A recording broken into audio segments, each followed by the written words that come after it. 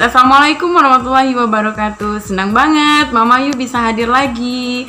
Kali ini Mama Yu bakal bagi tips yang sangat oke, yang khusus untuk semuanya. Tapi sebelumnya jangan lupa untuk klik tombol like, subscribe, and comment. Tetap di channelnya Mama Yu. Nontonnya jangan di skip-skip ya, biar dapet ilmunya. Oke? Guys, ada banyak kebiasaan-kebiasaan buruk yang kalau kita pintar, kalau kita berpikir agak cermat gitu ya tentang kebiasaan-kebiasaan buruk itu, mungkin kita bisa merubahnya menjadi kebiasaan-kebiasaan baik. Apa aja sih kebiasaan buruk yang bisa kita ubah menjadi kebiasaan baik? Yang pertama tuh kalau menurut Mama Yu, kepo. Setiap orang selalu punya rasa ingin tahu, tapi kadang rasa ingin tahu seseorang itu nggak pada tempatnya, ingin tahu tentang kehidupan orang lain. Nah, kepo ini ada beberapa level juga nih guys, dari mulai level yang ringan, sedang, hingga kronis. Nah, kalau kepo dengan level yang ringan ini biasanya cuma sekedar bertanya siapa, kenapa, terus kalau udah dijawab paling cuman komen oh gitu. Tapi kalau yang sedang agak berat dikit nih, siapa, kok bisa, di mana, hah, masa sih, itu kira-kira kalau kepo yang di level sedang. Tapi ada lagi kepo dengan level kronis. Oh ya, gak nyangka, masa iya segitunya. Padahal kalau di luarnya tuh nggak kebayang ya dia kayak gitu.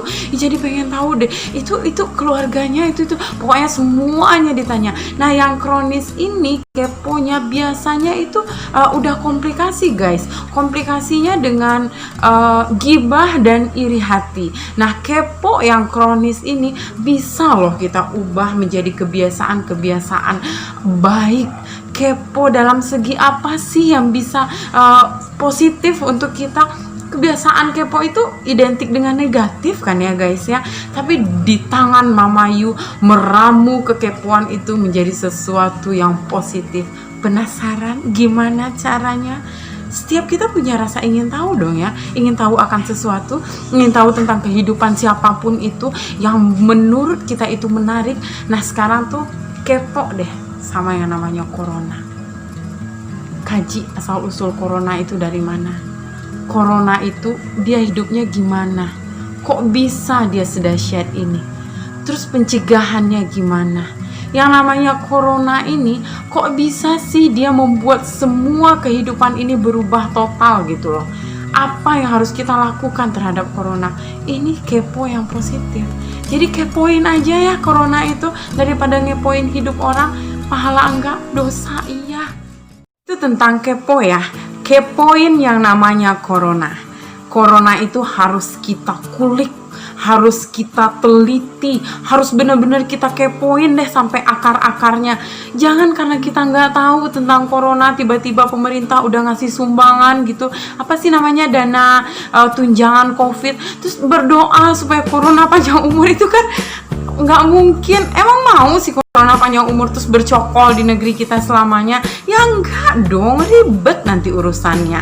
Nah, kemudian ada lagi nih kebiasaan buruk yang bisa kita ubah jadi kebiasaan baik. Gibah. Kenapa orang suka bergibah? Karena orang lebih cenderung membicarakan keburukan orang lain daripada kebaikan orang lain. Sekarang kita tinggal balik posisinya. Gibahin aja kebaikannya, jangan gibahin keburukannya. Gak nyangka dia ya sesibuk itu, bisa dia tuh hafal 3 juz dalam 1 bulan. Itu kita memutar balikan. Aku gak nyangka loh, walaupun dia tuh aur-auran, walaupun dia tuh gak sesuai ya, ternyata hatinya mulia banget. Dia memberikan hartanya loh untuk orang yang membutuhkan dalam masa-masa pandemi ini. Aku pikir tuh dia tuh orangnya sombong selama ini, ternyata enggak. Aku salah menilai, astagfirullah. Nah, itu gibah yang membuat kita istighfar. Itu adalah gibah positif. Kita minta ampun, kemudian kita bicarakan kebaikan orang lain. Tanpa sengaja kita mendorong diri kita untuk melakukan hal yang sama. Kita mencoba untuk mencontoh seseorang yang kita gibahi. Dan kemudian iri hati. Iri hati ini sifat yang dimiliki oleh setiap orang. Karena tidak sanggup menerima kelebihan orang lain. Oh, seperti itu. lalu akhirnya menggibah gitu ya. Jadi sebenarnya semua ini saling ketergantungan, berkaitan, atau mungkin mereka sebenarnya bersaudara, antara kepo, gibah, iri hati, dan banyak lagi sifat-sifat buruk lainnya yang intinya itu adalah mengantarkan kita kepada dosa-dosa gitu ya. Jadi ketika kita iri hati, nah berusahalah untuk melihat sesuatu kelebihan orang lain itu yang membuat kita ingin melakukannya. Misalnya seperti iri deh sama dia, ternyata selain cantik tuh dia rajin ibadah. Itu sesuatu yang nggak apa-apa deh kalau kita iri gitu ya. Tapi kalau iri tentang keduniawian, jangan ya, karena nggak ada juga untungnya.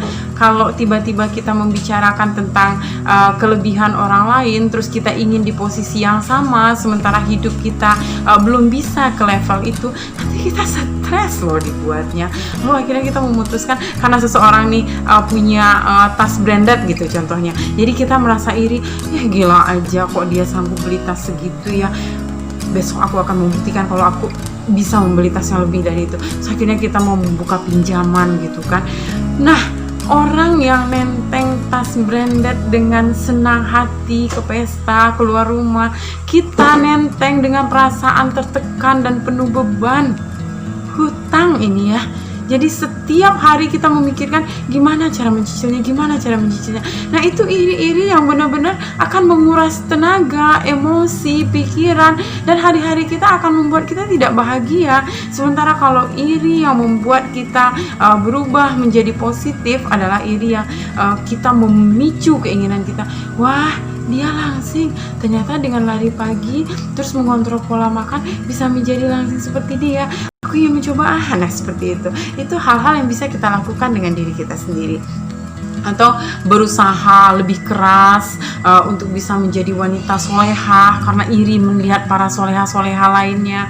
Berusaha untuk belajar memahami Al-Quran dengan lebih baik, tajwidnya diperbaiki, semua bacaannya diperbaiki, hingga kita membawa bekal yang luar biasa untuk kehidupan kita nanti.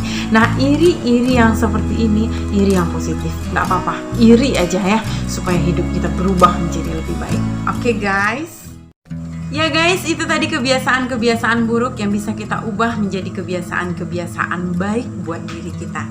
Karena siapa yang beruntung kalau kita hidup dalam kebaikan? Ya kita sendiri.